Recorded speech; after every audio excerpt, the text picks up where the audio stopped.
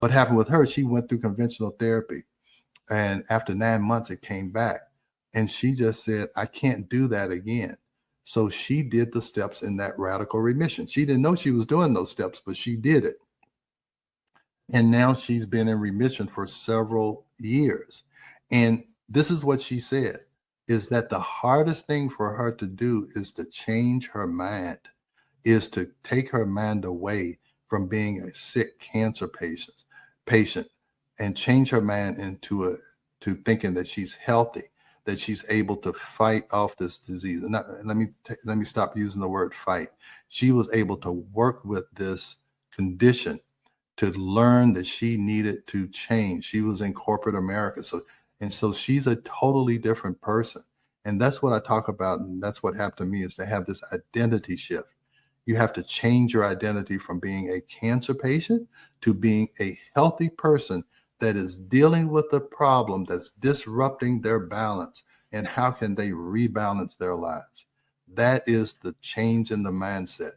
And stop worrying about dying. Stop worrying about, is my hair going to fall out? Just say, wow, I have a condition that is disrupting my balance. And how can I rebalance my life, rebalance my soul, and rebalance my spirit? So that's what we're talking about here. All right. Hey, I think it's a time for a break, Rebel, with 30 minutes into this, and then we'll wrap this up when I come back. Okay. We are going to a quick break, so stay with us as we explore the Ageless Blueprint right here on W4HC Radio and Talk4 TV. An ancient secret with a modern twist for better health and vitality. Dr. Taylor will be right back. Taking care of your health shouldn't mean taking a handful of pills every day. At Taylor MD Formulations, they create doctor-developed supplements that combine the best natural ingredients so you get the results you need with fewer pills. Taylor MD Formulations is backed by science, designed for real life with real results. Less pills, better health, doctor approved. Shop now at TaylorMDFormulations.com and discover smarter supplements for smarter health. That's TaylorMDFormulations.com. We are back for more of Ageless Blueprint. Once again, let's join Dr. Taylor for more insights and research on the ancient secret to better health and a better life in modern times. Here's your host, Dr. Eldred Taylor. All right, we're back, and we're going to continue this because this is the other thing I want to tell you about human clinical trials and how you can create a research study to give you any outcome you want. When I talk about high dose IV vitamin C, I'm talking about starting at 50 grams. Now, what you take orally, this emergency stuff, that's 1 gram. And I'm talking about giving you 50 grams IV. Now, let me tell you the difference. Now, your body orally or through your gut can only absorb a certain amount of vitamin C at one time. You only absorb about 20 to 25%. And that's if your gut works well, which most people's gut doesn't work well. So you can only absorb about 25 to 30% of that at one time. And if you take more, like say, I'm going to take 5,000 milligrams or 5 grams, then actually the percentage that you absorb goes down, and that's why you end up getting diarrhea if you take too much vitamin C, because your body can't absorb it. It just gets rid of it. So I'm talking about giving 50 grams, 75 grams, up to 100 grams of vitamin C IV. Now, and it doesn't harm you. Now, sometimes at these higher doses, patients get a little nausea. They can feel a little achy because it's actually detoxifying them. And some of the studies, what they do is that they'll try and disprove this by using lower doses, using 5 grams IV or using oral vitamin C. Then they'll say it doesn't work. And they know, that's what I'm telling you, they tell you what they want you to know. They know that they're designing that study for it to fail because they want to prove a certain outcome to say that this doesn't work. And so keep using my chemotherapy and radiation and don't even think about doing this. So I want you to understand how studies can get manipulated. And that's why I don't worry about a new study.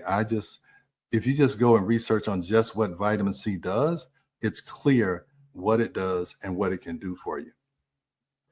So clinical evidence, these are just some highlights, and this will be in that document. And I really made that document for doctors to understand. And let me tell you, sometimes doctors are harder to get them to understand something because it's harder to unlearn than it is to learn. So patients who have a blank slate, they can look at this and say, hey, I totally understand it.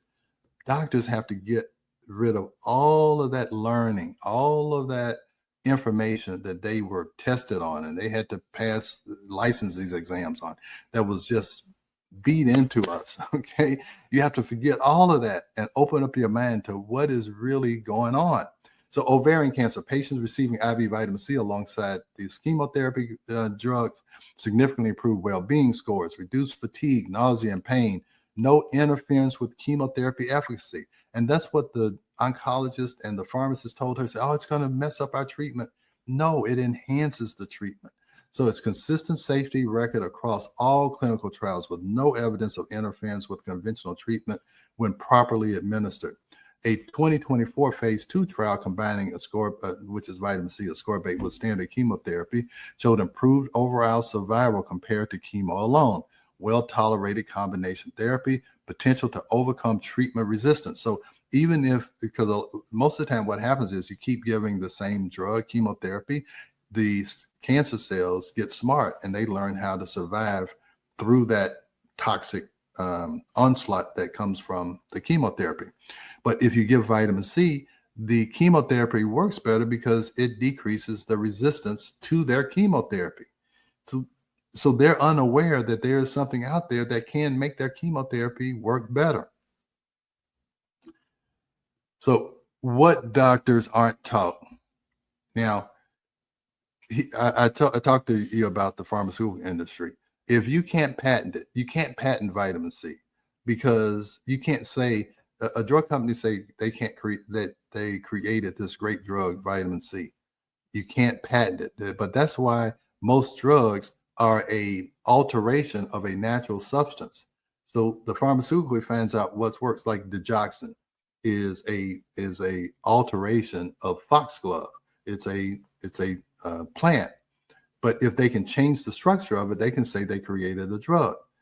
But so it's usually a copy and a manipulation of a natural compound that now they can patent. So if they can't make money off of it, there's no funding for research. So I'm thinking that a lot of these studies that showed positive results were probably self-funded because the pharmaceutical industry is not going to fund that. So there's a lack of phase 3 trials due to limited commercial interest despite promising early results. See, if it's something that they can manipulate, they will spend millions to billions of dollars to create a drug that mimics what this natural substance does. But they're not going to spend that money if they know they can't get their money back through patents, by patent protection. And patent means that no one else can sell that particular compound or drug for 7 years. And after that 7 years, you can make generics and all that. But anyway, outdated information. Many physicians rely on older studies or misunderstanding about oral versus intravenous administration. Again, it's just according to what study you look at. And I will tell you, I'm going to be honest with you. Most docs are taught by the pharmaceutical rep. That's who taught me through my residency, is that the pharmaceutical rep gave me books. It gave me textbooks. It took me out to dinner so that they would catch me early. And I had to break free of that. No, I haven't seen a pharmaceutical rep in 20 years probably, because I don't need them to teach me. I can teach myself. Fear-based medicine. I will tell you that doctors are some of the scariest people I've ever met in my life. And I understand why, because you get threatened with malpractice, people call you a quack. And let me tell you why they're so scared. The standard of care in medicine is what are most reasonable physicians doing in your area. That's the standard of care. It's the standard of care is what is what is most scientific evidence telling you you should do or you should provide as a treatment for the patient? You would think that would be the standard of care, is what is scientifically reasonable for us to administer to patients, but it's not. It's saying what are most reasonable physicians doing, and just Google what is the medical standard of care. So if you are not doing what most reasonable, and reasonable is reasonable is relative. And so if you're not doing what everybody else is doing, then you're out of the standard of care. That's why doctors are so afraid to do anything that they have not been taught that's called the official standard of care, or what are people doing in their area. And so that's where the fear comes from. So when I start talking about something that they haven't heard of or they weren't taught 30 years ago, and that see one, do one, teach one thing, then they're scared. And fear is the opposite of love. Okay? So if you love your patients, if you love what you're doing, you have to get over the fear. And that's where doctors are stuck, is can I get over the fear of being different? And again, I talk about the caterpillar land. When you get out of the caterpillar land, all the caterpillars are trying to pull you back into land. And that's why I talk about don't be a caterpillar, get out of land, because you are being manipulated to stay in a land and not to look outside of what is considered the norm. And, you know, most of the time, if you see a crowd of people somewhere, you need to go the other way, because wherever the crowd goes is probably where some controlling force is trying to lead you. So you have to establish your own path. And that's kind of the journey that I'm on right now. So anyway, let me keep moving. All right. So this is my promise to my sister and to every woman who needs support, is that, you know, I offer vitamin C in my office. But to be honest with you, my office, I can't treat every woman. Okay. But what can I do? I can give you the information that you can go out and either find someone to do this for you. You can either try and convince your doctor to do it.